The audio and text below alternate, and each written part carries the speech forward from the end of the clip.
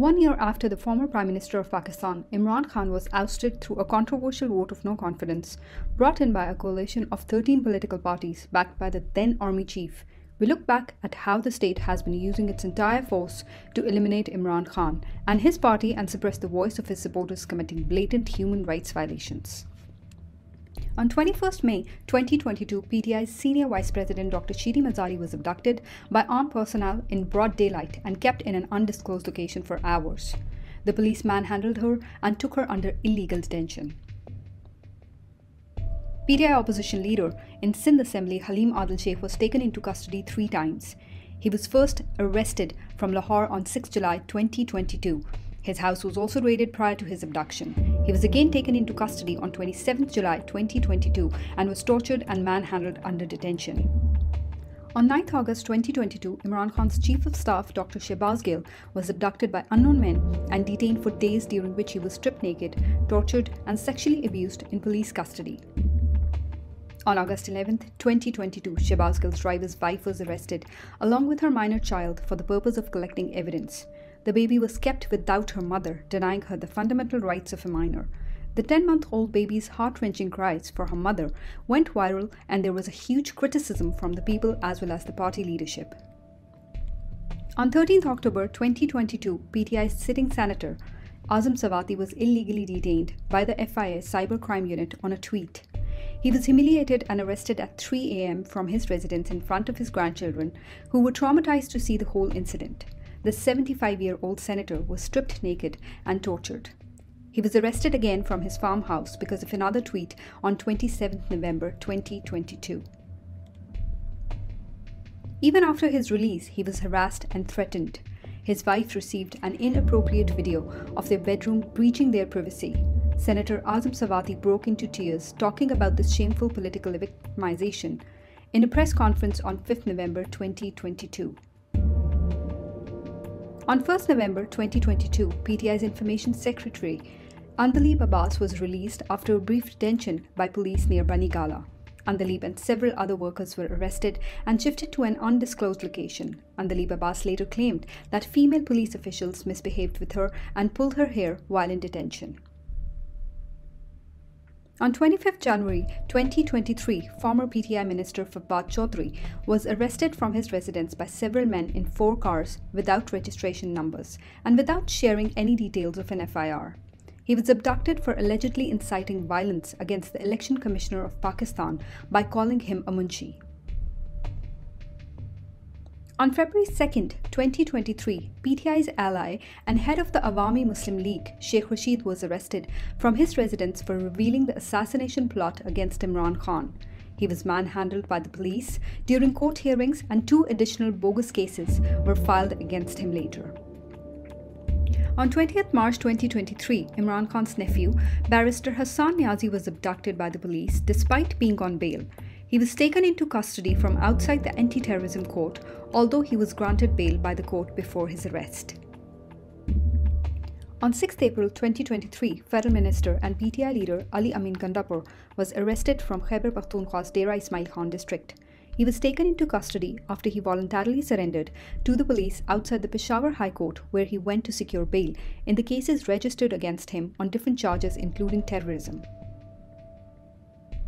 Ali Amin's lawyers said that the district police officer told the session judge that they had to arrest Gandapur at all cost, whether there is any case against him or not. The council further claimed that the DPO was ready to face the contempt of court notice because he had orders from above.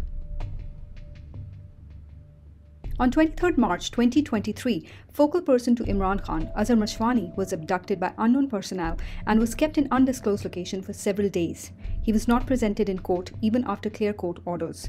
He later revealed that he was abducted on the orders of the Interior Minister Rana Sanalla.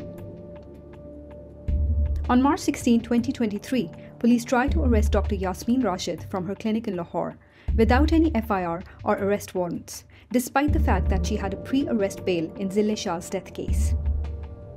In May 2022 and again in March 2023, police raided the houses of several PTI leaders, ground workers, and social media activists at night.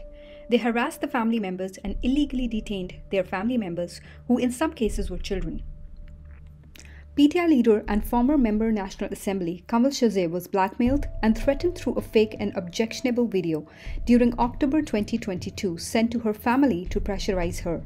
She was being harassed since September 2022, but no one took any action.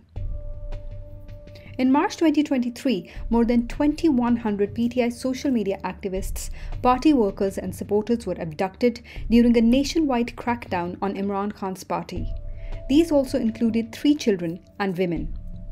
They were illegally detained and their families were harassed and threatened. A series of sham FIRs were initiated against Imran Khan after he was ousted in April 2022. Collectively, about 150 plus bogus FIRs have so far been registered against him across the country under terrorism, sedition, contempt of court, and blasphemy, purely on political grounds.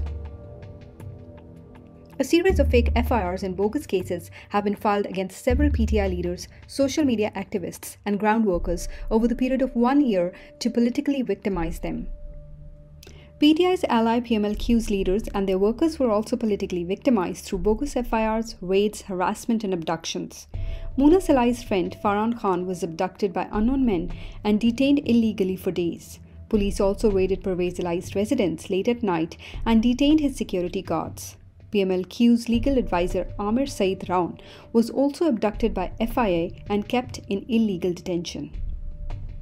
A watchman named Javed Ali was abducted and tortured to forcibly extract a statement against the PTI leader Usman Dar. He was taken to an unknown location and beaten by 7 to 8 men. When he resisted, he was blackmailed that they will abduct his wife and children and strip her, photograph her, and upload the footage on Facebook.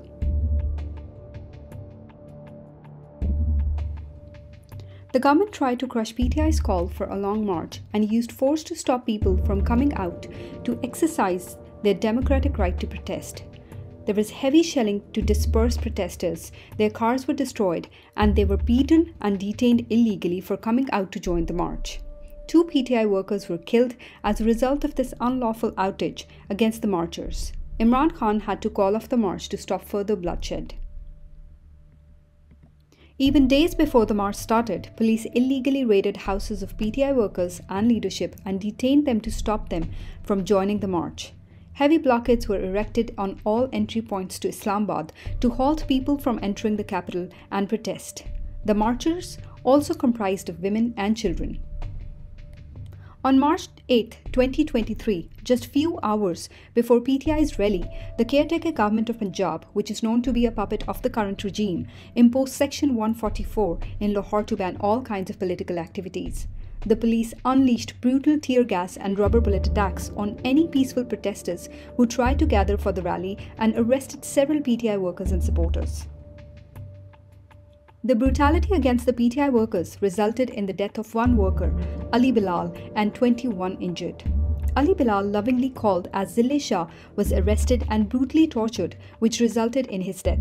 His videos from inside the police van proved that he was illegally detained and taken into police custody to be returned dead hours later. This was later confirmed in his post-mortem report, which showed 26 injuries and grave physical violence inflicted on his body with a heavy tool causing his death. The private parts of his body were also damaged during the torture. Zille Shah was a special needs person.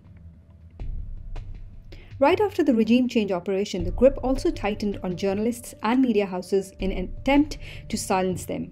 Multiple journalists and media houses were attacked during this 1 year. At least 5 journalists were forcibly taken off air for exposing the regime change operation and for raising their voice against injustice. These included Arsha Sharif, Imran Riaz, Arif Hamid Bhatti, Maliha Hashmi, and Aftab Iqbal. On 10 April 2022, Imran Khan's focal person on digital media, Dr. Arsalan Khalid's house was raided few hours after the regime change by about a dozen unidentified men. He and his family members were threatened, and all their mobile phones and laptops were taken away illegally. On May 11, 2022, a team member of the digital media platform Siyasat.pk received a threatening call asking for the owner's whereabouts. On 13 June 2022, Aaj News TV journalist was kidnapped in broad daylight in Karachi. On July 1, 2022, unidentified people assaulted senior journalist Ayaz Amir in Lahore. a group of men dragged him out of his car, beat him, tore his clothes, and fled with his phone and wallet. On July 9, 2022, senior journalist and Bold News anchor person was attacked outside his office in Islamabad by unknown men. On December 20, 2022, senior anchor person Shifa Yousafzai was harassed and threatened by unknown men. They trespassed her house and harassed her staff and questioned them about her whereabouts. On 22 August 2022, Bold News anchor person Jameel Farooqi was arrested. He was stripped naked and tortured in police custody. On 5 July 2022, senior journalist Imran was arrested from Islamabad Toll Plaza by 20 to 30 policemen. 18 cases were filed against him in different cities. He was again taken into custody by the FIA on February 2, 2023, from Lahore to be released on the next day by the Lahore High Court. On October 27, 2022, FIA arrested senior anchor person Chaudhry Ghulam Hussain from a coffee shop in Lahore. On 10 August 2022, Ilyas Sammu, a reporter from Sindhi newspaper Daily Awami Awaz in Thatta, was arrested by the Sindh police for reporting rehabilitation of flood-affected families on a sham FIR of carrying an illegal weapon. On 10 August 2022, ARY News director Ahmad Yusuf was arrested from his Karachi residence on sedition charges without an arrest warrant. On 14 January 2023, Bold News journalist Shahid Aslam was arrested by the FIA from Lahore for allegedly leaking personal tax data of former Army Chief General Qamar Javed Bajwa. On May 7, 2022, FIA initiated a criminal inquiry against journalist Sami Ibrahim. On May 21, Arshad Sharif and Sabir Shakir were booked under sedition charges by the police. Arrest warrants were also issued for ARY News owner and CEO Salman Iqbal, producer Adil Raja, and anchor person Khabar Ghumman. Senior defense analyst Lieutenant General retired Amjad Shoaib was arrested by Islamabad police on 27 February 2023 and was sent on a 3-day physical remand by the magistrate. On 20 March 2023, the bureau chief of Bold News, Siddiq Jan, was abducted from his office in the capital by unknown men who transported him in a private vehicle to an unknown location. Post-regime change, hundreds of social media activists were harassed for speaking up against the regime change conspiracy. They were abducted, stripped naked, and forced to give scripted statements. Their mobiles and laptops were confiscated, and their families were harassed. Pakistan's leading investigative journalist Arshad Sharif is targeted and harassed for exposing the corruption of the ruling elites, as well as the conspiracy of the regime change operation. He faced charges of high treason and was forced to leave the country and live in exile. He first flew to UAE and later shifted to Kenya in August 2022. Arshad Sharif repeatedly received death threats. He was brutally murdered in Kenya on October 23, 2022. Pakistani authorities and Kenyan police tried to make it look like a case of mistaken identity, but was later proved to be a ruthless murder as per his post-mortem report. There has been no progress on his case and he still awaits justice. On August 8, 2022, ARY News was taken down in parts of Pakistan by the orders of PEMRA, who later sent a show-cause notice to the broadcaster. On 5 September 2022, PEMRA decided to immediately take both Bold News and Bold Entertainment channels off air for not seeking clearance from the Interior Ministry. PEMRA also imposed a ban on the telecast of PTI chairman Imran Khan's live speeches, with immediate effect on August 20, 2022. This was later revoked by the Islamabad High Court. However, the government kept pressurizing the media not to give any coverage to Imran Khan's speeches, public appearances, protests, and election rallies. In August 2022, the government launched a sordid campaign against Imran Khan, accusing him of disrespecting Islam and the Prophet, peace be upon him. A journalist posted a video having Imran Khan's statements without context, accusing him of having been committed blasphemy. This video was reposted by many federal ministers and media houses known to be government sympathizers. Federal ministers conducted press conferences against Imran Khan, inciting violence and religious hatred against him, putting his life in danger.